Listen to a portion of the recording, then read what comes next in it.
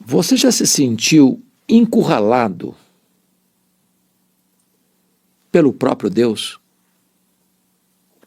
Quando Deus cerca você por todos os lados.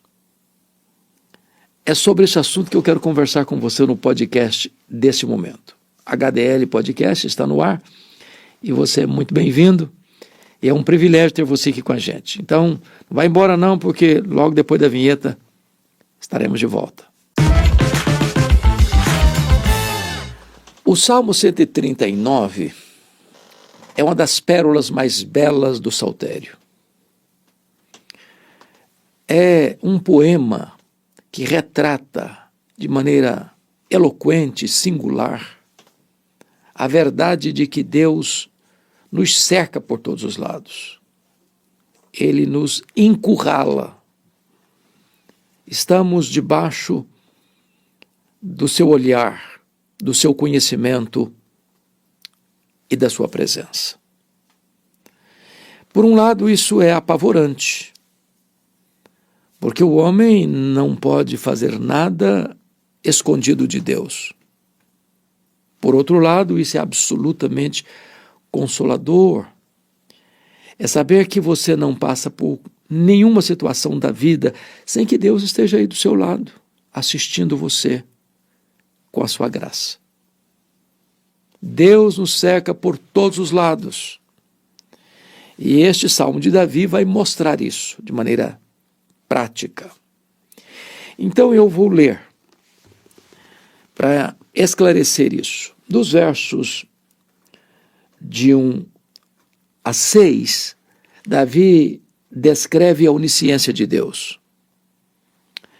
Dos versos 7 a 12, Davi trata da onipresença de Deus. Dos versos 13 a 18, Davi trata da onipotência de Deus. Estamos encurralados pela sua onisciência, pela sua onipresença e pela sua onipotência. Então ele começa assim: Senhor, tu me sondas e me conheces. É uma declaração de que Deus nos conhece e nos sonda. Nos conhece por fora, nos sonda por dentro. Conhece o que está revelado, conhece o que está oculto. Conhece o que todo mundo conhece, conhece o que ninguém mais conhece. Ele tudo vê, ele a tudo sonda. No verso 2 ele diz assim: sabes quando me assento e quando me levanto. Ou seja, Deus conhece os nossos movimentos. Deus conhece de onde saímos, como estamos indo, aonde estamos indo, onde chegamos. Não há nenhum movimento da sua vida, 24 horas por dia, que não esteja no radar de Deus. Ele diz ainda: e conheces todos os meus, de longe penetras os meus pensamentos. Isso é uma coisa que só Deus pode fazer. O homem pode nos conhecer, mas conhece limitadamente. O homem conhece o que falamos, mas não conhece o que pensamos. Deus não só conhece palavras, não apenas vê gestos, Deus conhece, penetra de longe os nossos pensamentos. É por isso que o seu tribunal tem competência para julgar foro íntimo, porque Deus lê pensamento. Versículo 3: esquadrinhas o meu andar e o meu deitar, e conheces todos os meus caminhos. O levantar e o deitar são a síntese das pontas da jornada da vida. Você levanta e você deita. Você deita, você levanta. Tanto no período de trabalho quanto no período de descanso, Deus conhece tudo. Não há nada oculto ao olhar de Deus. Aliás, Ele conhece todos os nossos caminhos. Não só caminhos por onde caminhamos, caminhos de ideais, caminhos de pensamentos, caminhos de ideologias, caminhos de cosmovisão. Ele sabe tudo a nosso respeito. Diz ele: ainda a palavra me não chegou à língua e tu, Senhor, já a conheces toda. Em outras palavras, você, ao proferir uma palavra, você já a tem lá no seu gatilho do inconsciente. Os entendidos dizem que quando você faz um discurso, você precisa ter na fila engatilhada 8 palavras. Antes de você proferir esta palavra, já tem 8 lá na fila para serem proferidas. Deus conhece as palavras que você falou e as que você ainda não falou. Ele conhece o que já está saindo e o que está na fila para sair. E o texto diz assim: Tu me cercas por trás e por diante, e sobre mim pões a tua mão. Tal conhecimento é maravilhoso demais para mim, é sobremodo elevado, não o posso atingir. Então veja você que Deus nos cerca por trás e por diante. Ele nos cerca por cima e nos carrega por baixo. Não há nenhuma geografia no espaço onde Deus não esteja nos envolvendo, nos tragando com a sua presença, com o seu conhecimento. Este é o Deus que nos criou, a quem servimos. Ele é o Deus onisciente. Ele tudo vê, ele tudo conhece, ele a todo sonda. Conhece o oculto e o revelado. Conhece o proferido e o por proferir. Conhece onde você vai, que horas você chega, que horas você sai, conhece todos os seus caminhos. Então, não tente esconder nada daquele que é onisciente, cujos olhos são como chamas de fogo. Essa é a primeira verdade desse Deus que nos cerca por todos os lados. Mas agora, a partir do verso 7 ao verso 12, Davi vai fazer uma transição da onisciência divina para a onipresença divina. E ele começa assim no verso 7. Para onde me ausentarei do teu espírito? Para onde eu fugirei da tua face? Se esse Deus tudo vê, tudo sabe, tudo conhece, a todo sonda, será que tem como escapar dele? Tem como fugir da presença dele? Será que eu consigo algum lugar no universo onde eu esteja fora do alcance dos olhos dele? Será que tem uma caverna tão escura? Será que tem uma montanha tão gelada? Será que tem um deserto tão inóspito? Será que tem algum lugar onde eu possa me ausentar da presença dele? E essa é a grande pergunta. Para onde me ausentarei do teu espírito? Para onde fugirei da tua face? E ele cria aqui algumas possibilidades. Se subo aos céus, lá estás. Se faço a minha cama no mais profundo abismo, lá está também. Então ele pega o zênite e ele pega o abismo, o abissal. As camadas abissais lá embaixo. Ele pega a altura mais elevada, os céus, o abismo mais profundo. Deus está lá em cima, Deus está lá embaixo. Não tem como fugir de Deus, nem no céu, nem no abismo. Ele está em ambos ao mesmo tempo. Mas ele prossegue e diz assim: se faço a minha cama no mais profundo abismo, lá estás também. Então, ainda que você tente descansar nos lugares mais profundos da terra, Deus está lá. Versículo 9: se tomo as asas da alvorada e me detenho nos confins dos mares, ainda lá me haverá de guiar a tua mão e a tua destra me susterá. Ou seja, imagine você tomando as asas da alvorada, e fugindo, e voando, e voando, e voando, e voando, a ponto de você chegar lá, nos confins dos mares. Naquela época, ainda não tinha explorado tanto essa questão marítima, nas viagens intercontinentais. Hoje nós sabemos disso. O Pacífico, o Atlântico, o Índico, o Mediterrâneo, os mares. Não importa quão longe você tenha ido nas suas viagens marítimas, aos confins dos mares, ainda lá a mão de Deus vai estar do seu lado. Você está encurralado por todos os lados, cercado por todos os lados, pela presença de Deus e pelo conhecimento de Deus. No versículo 11 ele cria uma outra possibilidade. Se eu digo, as trevas com efeito me encobrirão, e a luz ao redor de mim se fará noite, até as próprias trevas não te serão escuras. As trevas e a luz são a mesma coisa. Então ele pensa o seguinte: olha, eu vou me enrolar na escuridão. Eu vou apagar a luz. Vou ficar num quarto escuro. Vou fechar a porta, vou fechar a janela. Eu vou tornar um ambiente tão escuro que ninguém pode ver nada e enxergar nada. E ele vai dizer o seguinte, que para Deus luz e trevas é a mesma coisa. Ele enxerga no escuro, ele enxerga na curva. Não há nada que você possa fazer que esteja fora da presença e do conhecimento de Deus. Na verdade, você e eu estamos encurralados por Deus por todos os lados. Mas agora, ele vai fazer uma outra transição. Já fez a primeira, agora vai fazer a segunda. Ele transicionou da onisciência para onipresença e agora ele vai transicionar da onipresença para onipotência de Deus. No versículo de número 13, ele diz assim: pois tu formaste o meu interior, tu me teceste no seio da minha mãe. E essa ideia aqui de formação e de um tecelão que está lá tecendo é algo tão sublime.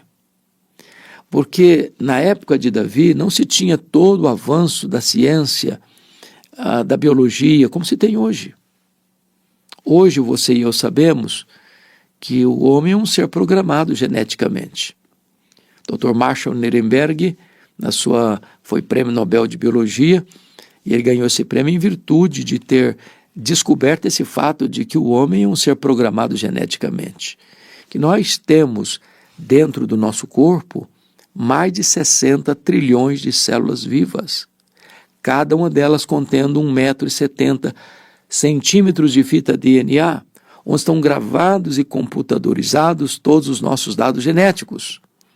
Quando você espicha a ficha DNA, a fita DNA do seu corpo, você tem cerca de 102 trilhões de metros de fita DNA, 102 bilhões de quilômetros de fita DNA, dá para dar diversas voltas no sistema planetário. Isso não é obra do acaso, isso não é produto de evolução. Isso é a mão de Deus, conforme Davi, tu formaste o meu interior e me teceste no seio da minha mãe. Como vão formando os órgãos, os olhos, a boca, nariz, os ouvidos, coração, pulmão, os rins, o intestino, o estômago, como vão formando os membros, as pernas, os braços, o cérebro. É uma coisa fascinante. O corpo humano é uma máquina extraordinária. Os nossos olhos, segundo o Dr. John Wilson, é um dos catedráticos de Harvard, diz que nós temos mais de 10 milhões de fios encapados em cada um dos nossos olhos. Você olha, por exemplo, os seus rins, como eles filtram as impurezas do seu corpo. Você olha os seus pulmões que jogam ar para dentro de você. Você vê o seu coração batendo e bombeando sangue sem parar, sem parar, sem parar, dando vida ao seu corpo. Seu cérebro comanda todo o seu corpo. Isso é uma máquina fascinante, fantástica, fantástica.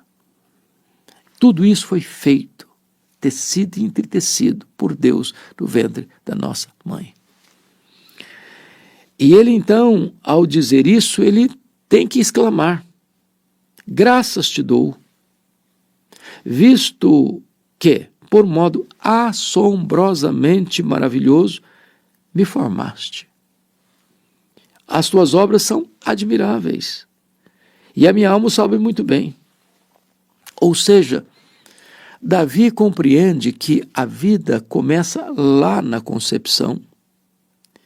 Ele lida com o zigoto, o embrião, o feto como uma pessoa, uma personalidade. Ele se vê retrocedendo lá no ventre da sua mãe e vê como Deus o tratou como uma pessoa. E é assim que ele se sente. É por isso que nós repudiamos a prática indiscriminada do aborto, por motivos fúteis. É por isso que o aborto é é um atentado contra a vida, porque a vida começa na concepção. Deus valoriza a vida. Nós não podemos desprezar a vida. E então ele está admirando esse ser que é um ser real, não é uma verruga pestilenta. É um ser que passa a ter sentimentos, autodefesa, dor, no ventre materno. E ele então prossegue no verso 15, diz: os meus ossos não te foram encobertos, quando no oculto fui formado e entretecido como nas profundezas da terra.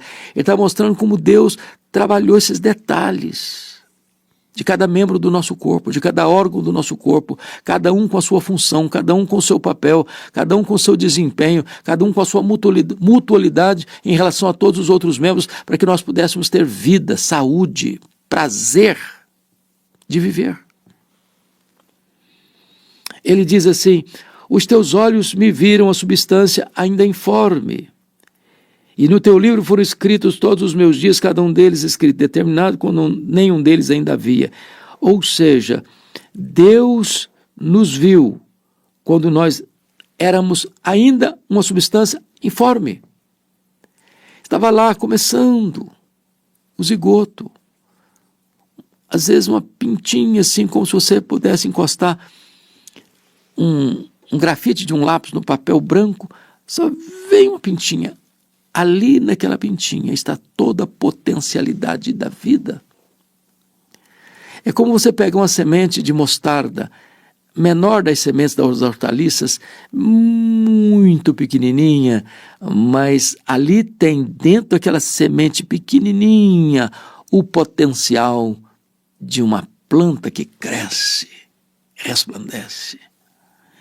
É como se você pudesse pegar a semente de um carvalho, é tão pequenininho, mas vai dar uma árvore frondosa. Ali está a vida. A vida é um milagre. É como você pega um ovo. O homem pode fazer um ovo com casca de ovo, com gema de ovo, com clara de ovo, com gosto de ovo, com tonalidade de ovo, mas o homem não pode botar a vida lá dentro. Vida é uma prerrogativa de Deus. Que extraordinário. Assim é o nosso corpo. Fascinante. Uma máquina extraordinária. Feita por Deus. E então Davi se sente assim cercado por todos os lados por esta presença bendita, gloriosa de Deus. E então ele vai agora entrar para uma aplicação desse Salmo 139, no versículo de número 17, quando ele diz assim: que preciosos para mim, ó Deus, são os teus pensamentos, e como é grande a soma deles. Precioso. Quando Deus nos cerca por todos os lados, não é para termos fobia de Deus, não. É para termos temor, sim, mas deleite, sobretudo. Por exemplo, um filho não deve ter medo do pai no sentido de a presença do pai gerar pânico nele. Um filho tem sim respeito pelo seu pai, mas tem deleite e prazer em estar na presença dele. O filho corre para os braços do pai. O filho tem alegria em estar no colo do pai. E esse conhecimento de Deus não é para gerar em nós pânico, é para gerar em nós segurança. É por isso que ele nos cerca por todos os lados. E ele, falando dos pensamentos de Deus, tenta quantificar isso quando ele diz assim: se os contasse, excede os grãos de areia. Contaria, sem jamais chegar ao fim. Os grãos de areia da praia, do deserto, das terras, mundo afora, são incontáveis para o homem. Contaria. Nunca vai chegar ao fim. Porém, para Deus, os grãos de areia são contáveis. As estrelas do firmamento são incontáveis para o homem. Mas para Deus, elas são contáveis. o Senhor colocou o nome em cada uma delas, e quando as chama pelo nome, nem uma só delas vem a faltar. Então, ele agora vai tratar da aplicação mais abrangente, dizendo assim no verso 19: Tomara, ó Deus, desses cabos do perverso, apartai-vos de mim, homens de sangue, eles se rebelam insidiosamente contra ti, e como teus inimigos falam malícia. Não aborreço eu, Senhor, os que te aborrecem, e não abomino eu os que contra ti se levantam, aborreço-os com ódio consumado. Para mim são inimigos de fato. O que é que Davi está dizendo? O que Davi está dizendo é que você e eu não podemos ser um ser sem consistência moral.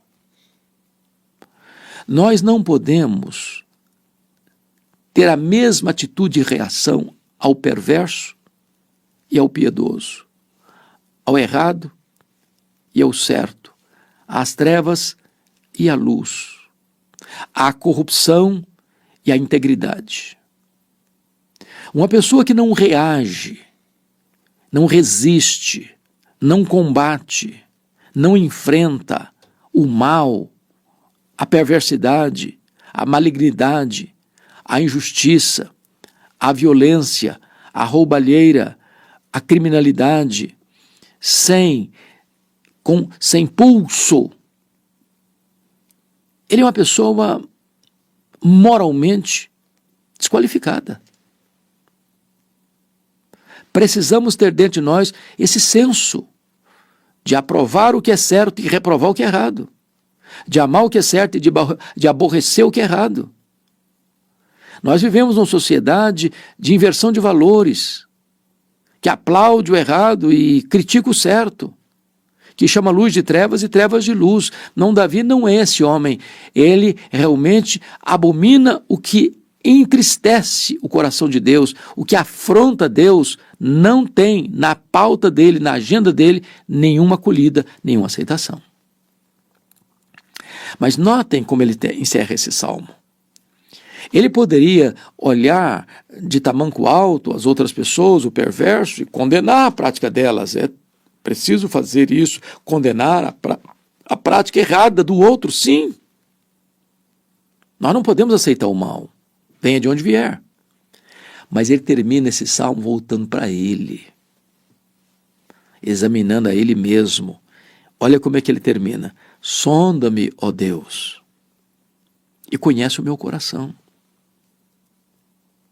Prova-me e conhece os meus pensamentos. Vê se há em mim algum caminho mau e guia-me pelo caminho eterno. A trombeta precisa embocar para dentro de nós mesmos. O juízo começa pela casa de Deus. E na casa de Deus o juízo começa por nós. Então esse homem não está aqui de tamanco alto, batendo nos outros apenas, vendo erro nos outros apenas. Este homem está agora encerrando este salmo, olhando para dentro do coração, para dentro da sua própria vida. Diz: meu Deus, sonda-me, conhece, Senhor, o meu coração. Sonda-me, prova-me, conhece os meus pensamentos. Ele está querendo que Deus faça uma investigação de peneira fina dentro dele, o coração e a mente, a cabeça e o coração, a razão e a emoção. E ele tem coragem de confessar: vê se há em mim algum caminho mau, que eu nem estou vendo, que eu nem estou percebendo, mas está aí. Então, Deus, vê se há em mim algum caminho mau. Não apenas para eu ficar com remorso ou com culpa, não. Vê, Senhor, se há algum caminho mau em mim e guia-me pelo caminho eterno. Ele quer fazer uma correção de rota. Ele quer andar na verdade, ele quer andar na luz, ele quer andar na piedade, ele quer andar segundo o coração de Deus, para agradar a Deus, uma vez que Deus o cerca por todos os lados, uma vez que ele está encurralado por Deus, ele quer viver de modo digno de Deus. É assim que nós devemos andar. Se essa mensagem abençoou o seu coração, quem sabe você possa partilhá-la com outras pessoas.